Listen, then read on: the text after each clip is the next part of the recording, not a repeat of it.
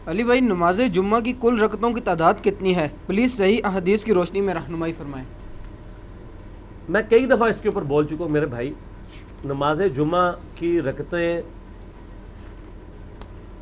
جو احادیث میں وارد ہوئی ہیں، ایک تو وہ حدیث ہے بخاری اور مسلم کی کہ نبی صلی اللہ علیہ وآلہ وسلم جمعے کا خطبہ دے رہے تھے، ایک شخص خطبے کے دوران آیا، بیٹھ گیا، آپ علیہ السلام نے فرمایا کیا تم نے مسجد میں داخل ہوتے وقت 2 رکعتیں پڑھی تھی مسجد کی؟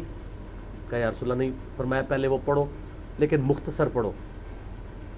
وہ پڑھوائی خطبے کے دوران، تقریر کے دوران، چاہے عربی والا خطبہ ہو چاہے اردو والا، کیونکہ نبی علیہ السلام کی تو تقریر وہی ہوتی تھی، ہم نے علیحدہ کی ہے نا۔ وہ 2 رکعتیں تو نماز سے پہلے ضروری ہیں کم از کم۔ مصنف ابن ابی شیبہ میں، سنن کبری البیہقی میں کہ یہ سار ملتے ہیں کہ صحابہ کرام 4 رکعتیں بھی پڑھتے تھے۔ اس کی صحت میں اختلاف ہے، لیکن چونکہ دونوں طرف محدثین موجود ہیں، آپ 4 بھی پڑھ لیں۔ اور بخاری اور مسلم میں ایک وہ حدیث ہے دونوں میں کہ آپ علیہ السلام نے فرمایا کہ جو شخص سب سے پہلے جمعے کی نماز کے لیے آتا ہے اسے اونٹ نہر کرنے کا ثواب ملتا ہے، جو اس کے بعد دوسری گھڑی میں آتا ہے اسے گائے ذبح کرنے کا ثواب، جو اس کے بعد آتا ہے اسے بھیڑ بکری، جو اس کے بعد آتا ہے اسے جو ہے وہ مرغی ذبح کرنے کا ثواب، اور جو اس کے بعد آتا ہے اسے انڈا صدقہ کرنے کا ثواب، اور جو اس کے بعد آتا ہے فرشتے رجسٹر بند کر دیتے ہیں جب خطیب ممبر پہ چڑھ جاتا ہے اور وہ بھی اس کی تقریر سنتے ہیں، پھر عام جمعے کا ثواب ہے۔ اس میں آگے الفاظ ہے کہ جو جتنا جلدی آتا ہے اس کے بعد جو اللہ توفیق دے تم نماز پڑھو، تو جمعے سے پہلے آپ 100 رکعتیں بھی پڑھ سکتے ہیں جب تک خطیب ممبر پہ نہیں چڑھا ہوا۔ جب خطیب ممبر پہ چڑھ جائے تو بخاری مسلم کے الفاظ ہے پھر 2 سے زیادہ نہیں پڑھنی، اس سے پہلے ہیں تو جتنی پڑھے۔ تو جمعے سے پہلے جتنی آپ کو اللہ توفیق دے، اشراق کے وقت سے لے کے آپ پڑھتے رہے۔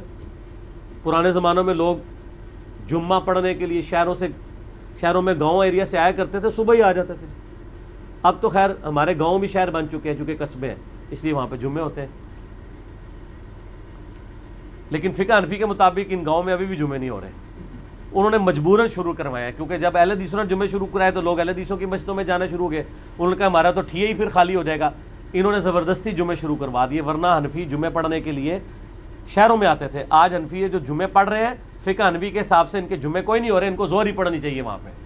ہاں قرآن و حدیث کے مطابق ہو رہا ہے۔ صحیح بخاری میں امام بخاری نے رد کیا ہے کہ نبی علیہ السلام کے مبارک زمانے میں بھی گاؤں کے اندر جمعہ الاؤ تھا، یہ پریفریبل ہے کہ آپ آئیں۔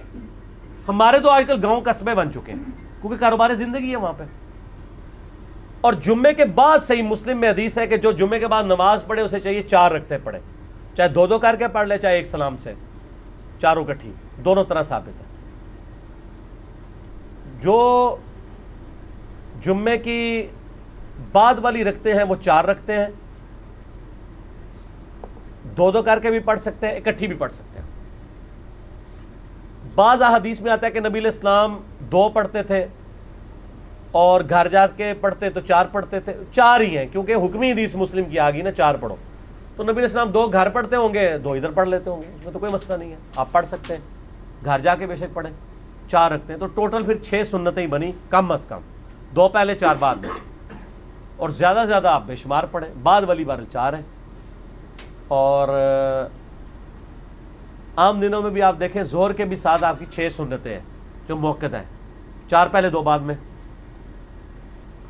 اور بخاری مسلم کی حدیث ہے جو فرض کے علاوہ 12 رکعتیں پڑھے گا اللہ تعالیٰ جنت میں اس کے لیے محل بنائے گا۔